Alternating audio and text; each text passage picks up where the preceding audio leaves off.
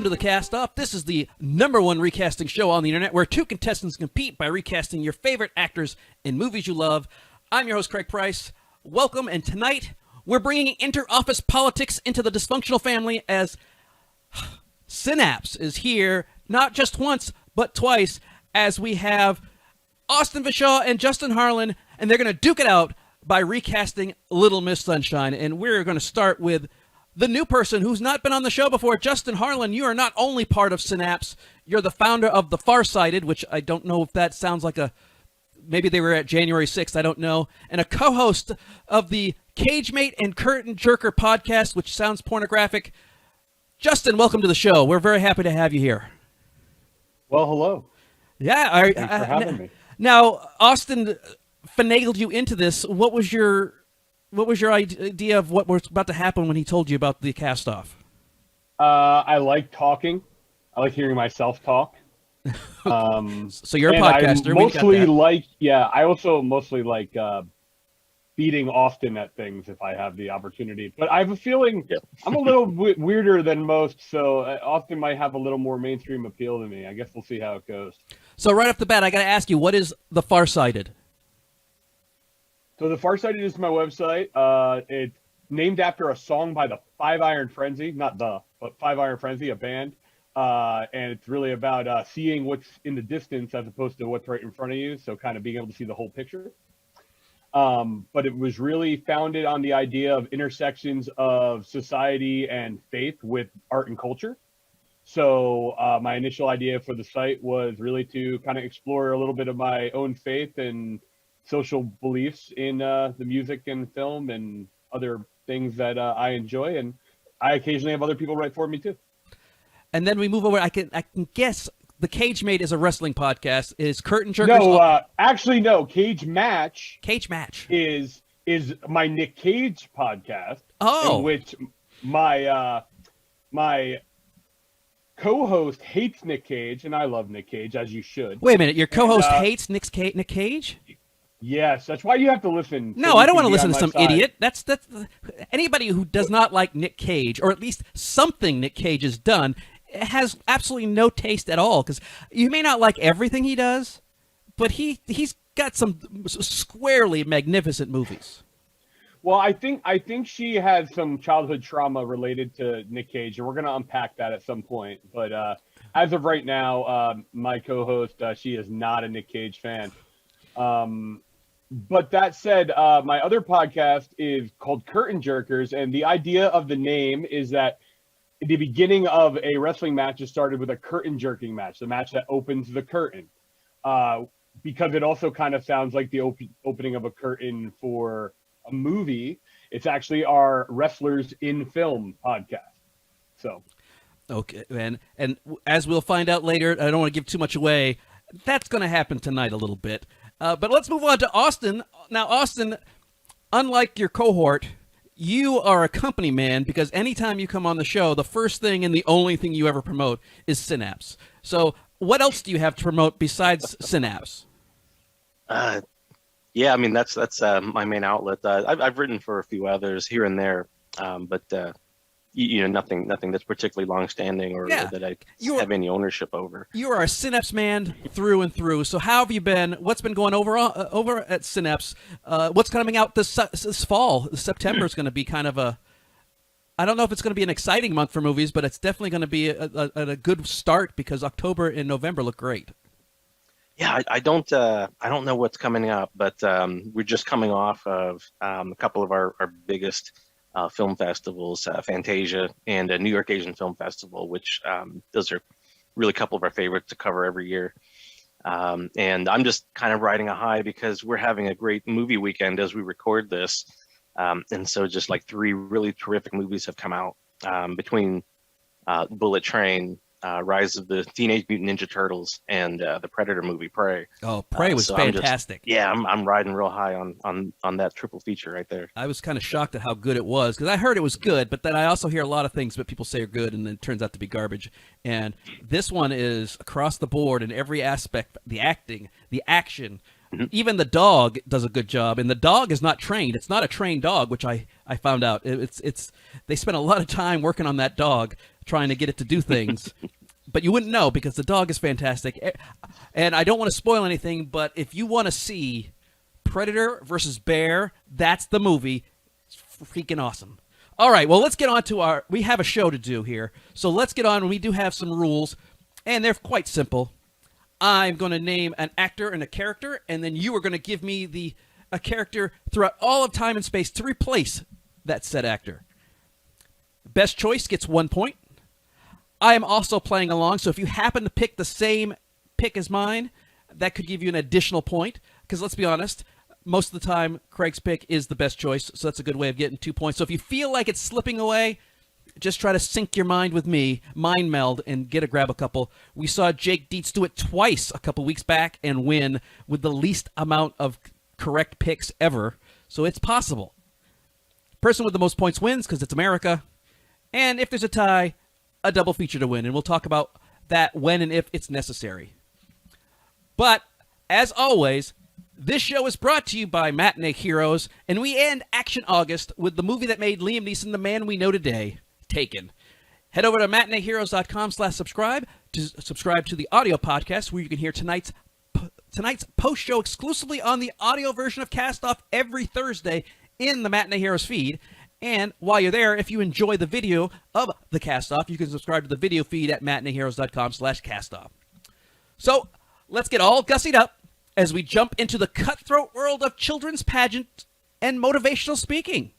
That's right. I have some familiarity with this. So, Justin, you are going to go first, and we're going to start with the biggest star at the time, Greg Kinnear, as motivational speaker wannabe, Richard Hooper. And as a former business speaker, I have met so many people exactly like Richard Hooper, it would scare you. So, who do you have replacing the wannabe motivational speaker, Richard Hooper? Well, I'm nothing if not on brand. I'm a very, I very much stick to my brand, and I mentioned a few podcasts that I run, and this one has a theme today. My picks all have a theme, and you'll sense it pretty quickly. My first pick for Richard Hoover is John Cena. Yes, here's a very sweaty picture of John Cena, but he is known for his reckless abandon because he's willing to do anything. So why did you pick John Cena to be the motivational speaker? Wannabe. I like John Cena in straight man comic roles where he's funny, but not because he's doing something funny, but because he is doing something funny, but not in a laugh with me, but laugh at me kind of way. He does a really good job, honestly, playing that straight man in a comedy. And honestly, I just think he can do no wrong lately when it comes to his on-screen prowess. Yeah, like I said, reckless abandon. He is one of those guys that is not worried about his image. He is willing to get naked in Trainwreck. He's willing to cry and look stupid in Peacemaker and in the Suicide Squad. But apparently, he's hilarious in Vacation Friends. My co-host Alan Cerny just raves about him in that movie. And I saw him in Blockers where he's a dad, and he's just really good. So I really appreciate the fact that he is someone who isn't afraid to look stupid. So that leaves you, Austin. Who do you have to go up against John Cena, who apparently we're going to have to see in this movie because normally we can't see him? Yeah, so this character, I think, tried to put off a kind of a sense of being very earnest, but in fact, he has this veneer of falseness. I think Nick Cage would do terrific at this. Oh, using his own person against him. Oh, nice move. Damn. Nice move, and, Austin. Wanted to give a bit of a tribute to Justin's Nick Cage podcast as well. That factored in. Oh, that's cold killing right there. He comes right in because Nicolas Cage is known as being crazy AF, fantastic and understated in Pig, but then he can go all out full Cage and Face Off. We remember him starting out as the goofy guy in Raising Arizona, and then he ends up being more of the dad and respectable somewhat in Kick-Ass, and of course, perfectly cast as noir Spider-Man in Spider-Man Into the Spider-Verse. Oh, you are coming, Austin, for him because you're using his own people against him. That is crazy. So we have John Cena. We have Nicolas Cage. The judges decided John Cena for the upset. Wow. Because I'm surprised actually. I even might have picked Nick Cage knowing that he's one of the two. Yeah, Wow. that's why it's Jeez. an upset. But The Peacemaker. first point goes to Justin. And I went with Jason Bateman because I think Jason Bateman is perfect for that kind of role. Seeing him frustrated and angry, but he's still sympathetic, and we like him. And I think he has all those things. And I think if they redid it now, they'd probably go with Jason Bateman first. So next we get Steve Carell playing Richard's brother-in-law, who is depressed and actually just recovering from a suicide attempt. Did I mention this movie's a comedy? So, Austin, who do you have replacing the great Steve Carell in one of his early dramatic roles? Yep. Thinking of someone who I think can kind of put off a sense of sadness and tragedy, just, almost just coming out of his eyes as opposed to, speaking through it all. I went with Jake Gyllenhaal. Jake Gyllenhaal. Very good. He is T-Swift fodder because apparently she likes to write songs about him, even though they only dated for 3 months. Started off in City Slickers, then graduated to things like Zodiac and Spider-Man Far From Home. We all remember from Donnie Darko and, of course, Heath Ledger's Lost Love and Brokeback Mountain. All right.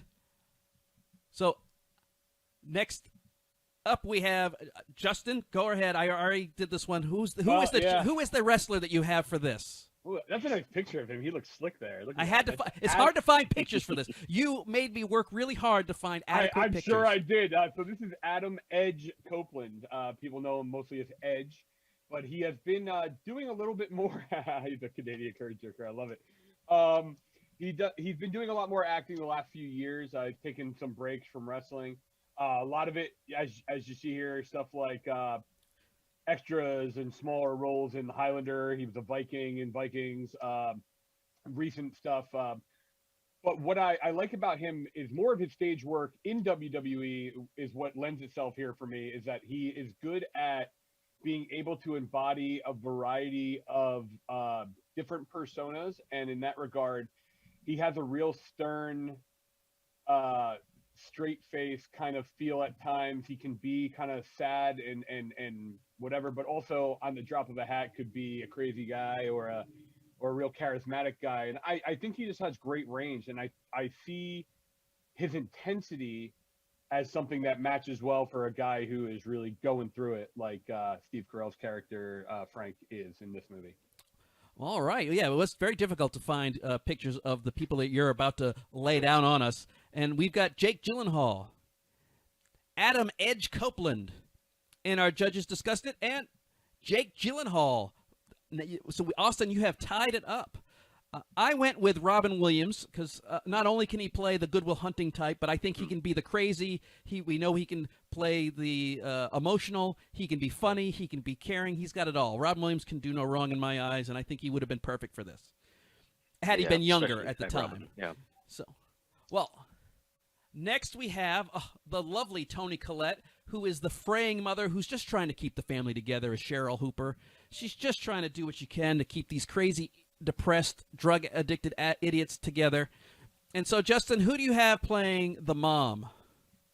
Well, I have one Stephanie McMahon, the daughter of Vince McMahon. And what is she doing right now in her life but trying to keep her family together? Exactly what you just said there. She's not more of an actress outside of her acting work on screen in WWE.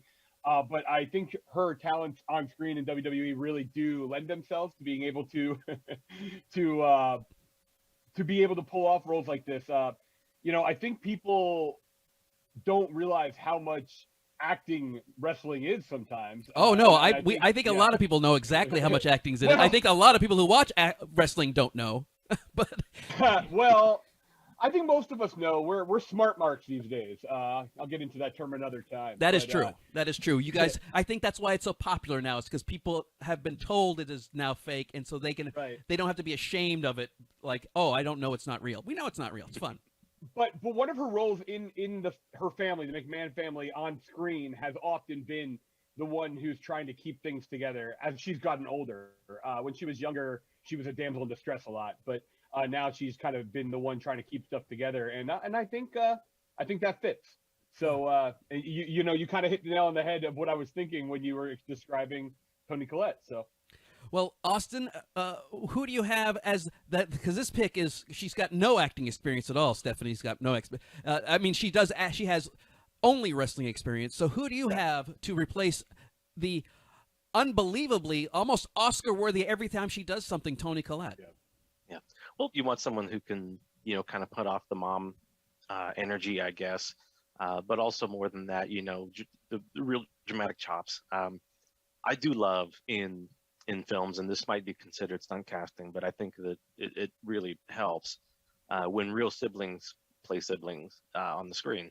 And so I went with Maggie Gyllenhaal. Yes, absolutely. And she's Jake's sister, as we just thought. She was great in Secretary, Adaptation, The Dark Knight. She was also in Donnie Darko, Stranger Than Fiction, and now she has turned into quite a director and screenwriter. So, she is a multi-talented force now.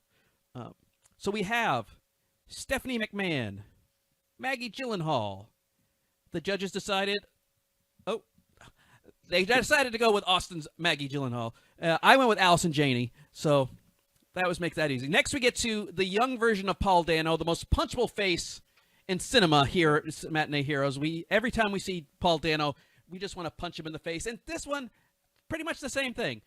Dwayne is the troubled teen who is giving everyone the silent treatment. Until he finds out he's colorblind, then freaks out. So, Austin, who do you have playing the quiet one? This was probably the hardest one for me. I had I had a hard time just trying to think of a young actor who could pull this off, and kind of give Paul props for being able to pull off this role. It's not an easy one for a young person. I ended up going with Frankie Muniz. Frankie Muniz, yes. Known for being in the middle. Malcolm in the Middle, that is. But I haven't seen much of him lately because he's kind of retired after a couple of health scares. But he's in My Dog Skip, My Big Fat Liar. He was in the Agent Cody Banks movie. And he was in Walk Hard, one of our favorite parody movies of all time. He was not the guy with no pants on. He was actually, I think he was Buddy Holly in that movie. All right. Well, Justin, who do you have to go up against Malcolm in the Middle? Well, I have Phil CM Punk Brooks. Now, don't get me wrong; he's a little old for the role, right? But we can de-age him. We rewind the clock to when he first kind of broke onto the wrestling scene in his early 20s. He could probably have pulled this off pretty well. I actually think over the last several years, when he took a break from wrestling, he did a lot of acting. As you see here, he was in Mayans. He's very, very good. Carries the movie in Girl on the Third Floor. In the remake of Rabbit, he's fantastic. I honestly think had he not returned to wrestling, we would have been seeing his name even in more and more films in the last couple of years. But he's back in wrestling. He has a really good way of doing that stern, I don't care, screw the world attitude. Well, Punk is in his name, so I can totally see Punk that. Punk is in his name, but he's even done the whole silent treatment thing on screen to people, and it's effective. I honestly think he's just, I think he could pull it off really well. If you have to de-age him a little bit, but I think he'd do it. Yeah. Well, we've got Frankie Muniz, CM Punk, and our judges decided CM Punk for the upset. Yeah, there we go. So it is a tie game. I went with Timothée Chalamet because when I think of a whiny person I don't want to hear from, it's Timothée Chalamet. Yeah, punchable face for sure. Well, he's actually very talented, though. I will give him that. He is very talented in the movies that he does, but he's definitely never going to be an action star. All right. Well, now we get to the main attraction. Little Miss Sunshine herself, Abigail Breslin, as Olive.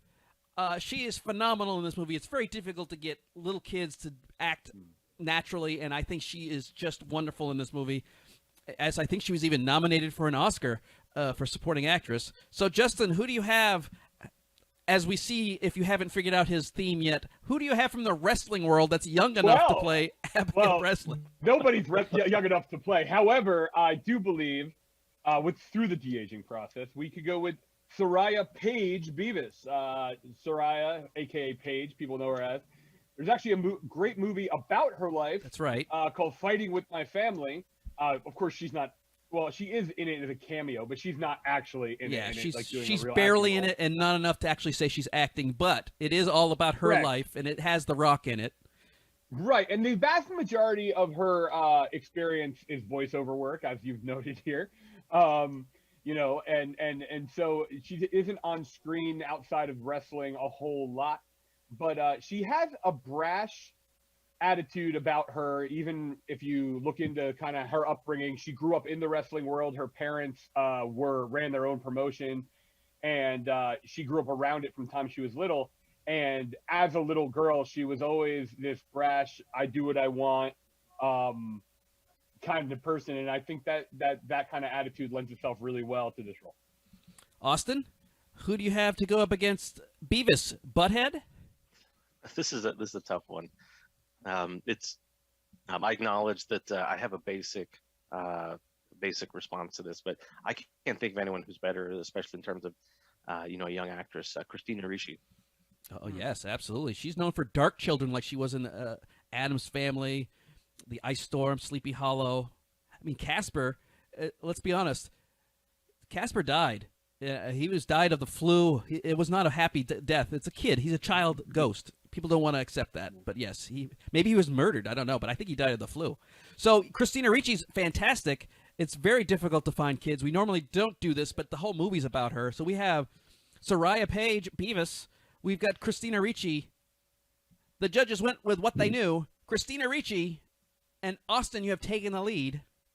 Actually, when we find out, our judges actually know quite a bit about wrestling, so I purposely had some good judges so that at least I can make accurate decisions. I went with McKenna Grace.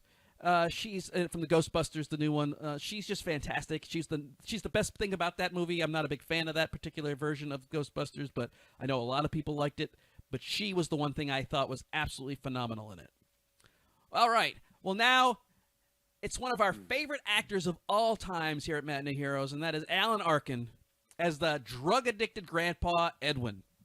So, Austin, who do you have addicted to heroin and saying crass, horrible things because he's awesome like that? This is perhaps a bit of a stunt choice, but I would love to see this. Andy Griffith, your grandpa, right? He would just be. I would love to see him being crass and just kind of really having fun with this. Yeah, because he's known for being just a plain talking hero, because we've seen him in No Time for Sergeants and Matlock and Andy Griffith. But his very first movie, A Face in the Crowd, he played a horrible, vile person. He was a bad guy, and it really shocked a lot of people. So I don't know him personally. He's passed, but I don't know if he was like crass and dirty in real life. I don't think he was. I think he was pretty much who he was.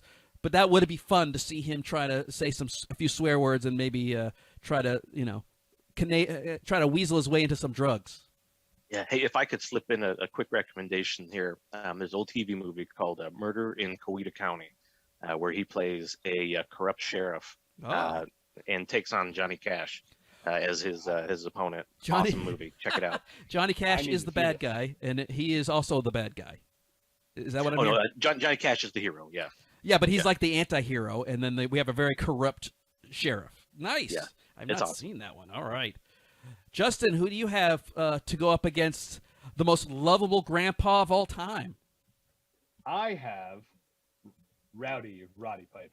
Oh, very specifically, the late era Roddy Piper. If you watched him on Always Sunny in Philadelphia as his character, he is fantastic as this grizzled old wrestling veteran named the Maniac, and he is hilarious. And honestly, I think as this, it kind of reminds me a little bit of this old man who's kind of like lost his marbles, and I think he's got a really nice middle finger at everybody kind of attitude that Alan Arkin's character clearly had.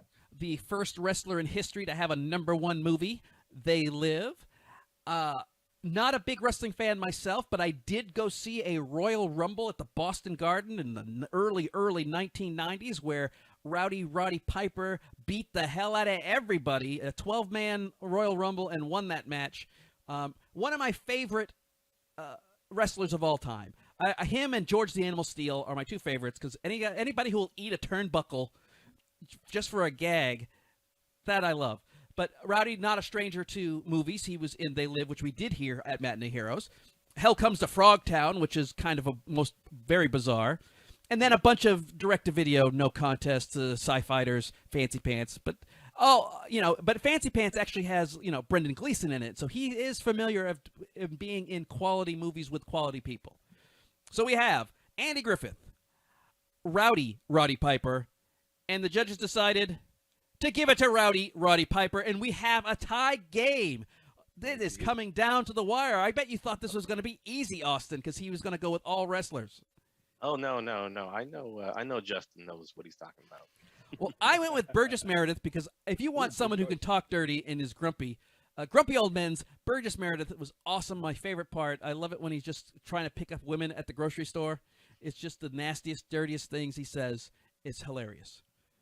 Well, finally, we get to meet Bryan Cranston as the douchey motivational speaker who the aptly named Stan Grossman as Richard. Richard Hooper literally stands a gross man, and this guy is disgusting, and he is not a fictional person. I've met several Stan Grossmans who are just like this. They talk up a good game, and then as soon as they get off stage, they're totally different. They're weasels. They're just awful people. So, Justin, destiny is in your own hands. No, I would have not have thought at the beginning of this when you said you were going to do all wrestlers that you would be here. Little Miss Sunshine, you would be here. Expendables, I 100% think you'd have kicked butt. But Little Miss Sunshine, all wrestlers, and you're here. Tie game. Wrestlers have much more diversity than I think people understand. And in that mind, I picked Dwayne "The Rock" Johnson. That's right. I think Dwayne Johnson, obviously at this point known pretty much almost as much as an actor as he is as a wrestler, because he's one of the biggest action stars out there, but he also does a lot of fun comedy, some more heartwarming roles as well. But ultimately, what I think about him is that he has that way of everybody around him wants to be around him. He's fun, but that he could totally pull off the second he's behind closed doors. He's slimy, weaselly, and not exactly who he's presenting. And I think that he could totally pull that off. And I think Stan Grossman would be phenomenally played by Dwayne Johnson. Yeah, because we saw him in Pain and Gain play a less than admirable person.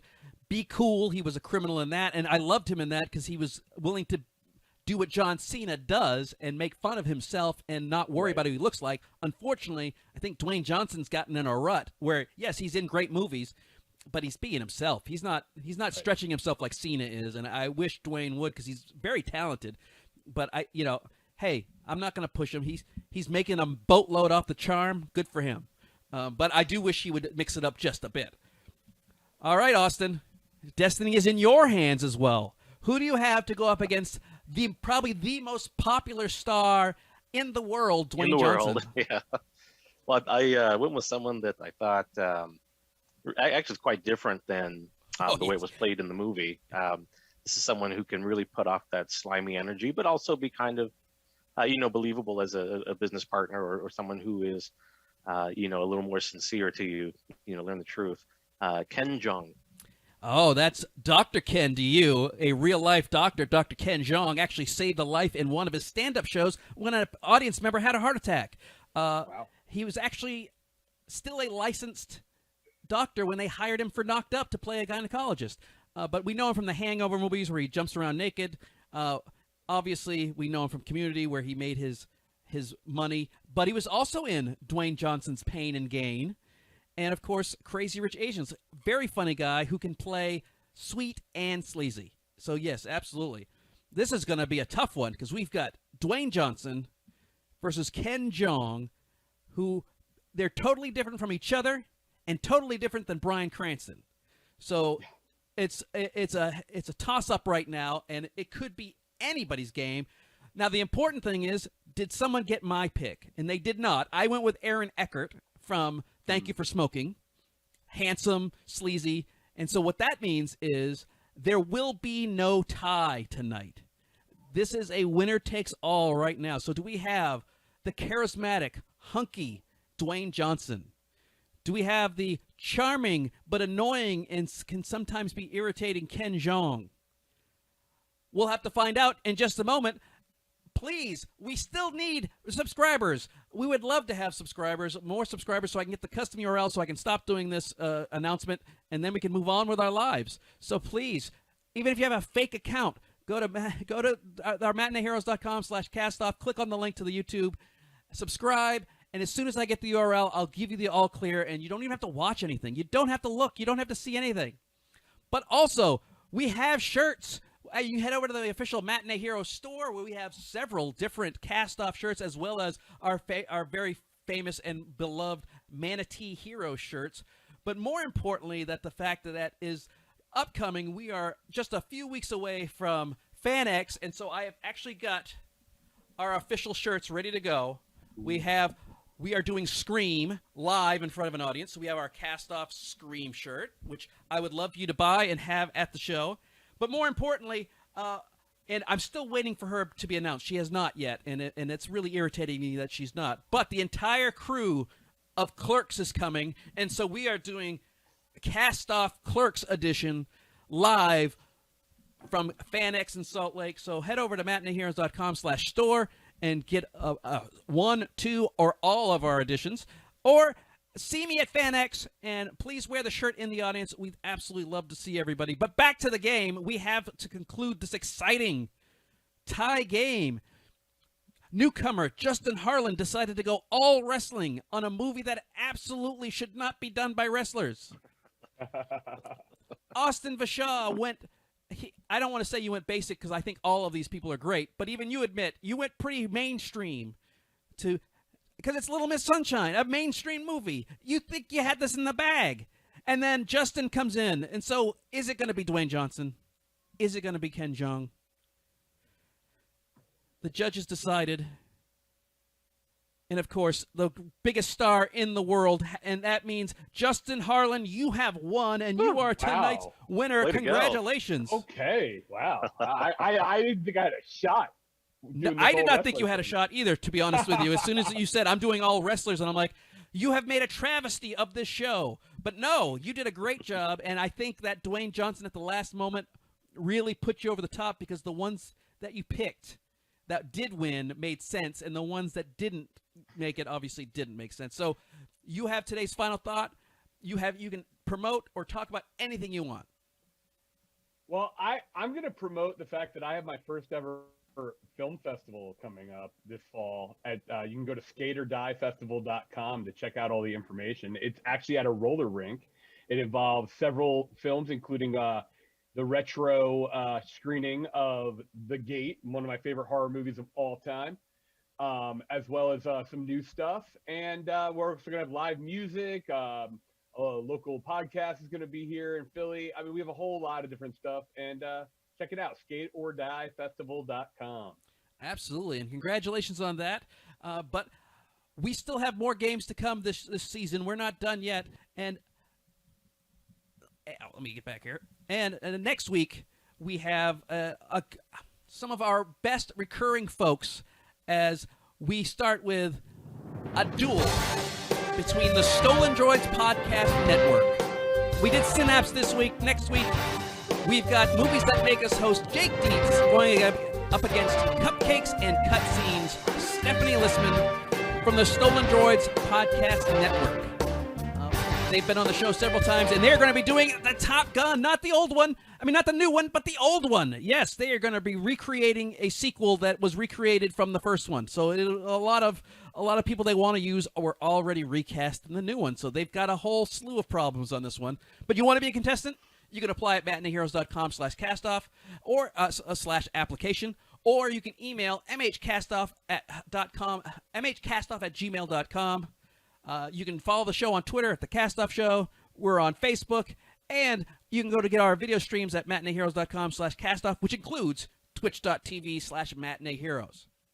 Special thanks to additional judges Rob Irvin and Alex Barnhill of the Cheap Pop Podcast, which is a wrestling podcast, and they've been on the show several times. I specifically brought those in not to lean towards Justin's favor, but make sure that Justin's picks actually were film ready. Rob's been on the show. Rob won our very first inaugural season championship. So we had true professional podcasters that love wrestling judge this one to make it as fair as possible, because I had no idea who any of those people were until you got to Dwayne "The Rock" Johnson and Roddy Piper. Well, on behalf of Austin and tonight's winner, Justin Harlan, that's the cast off, and we will see you next week.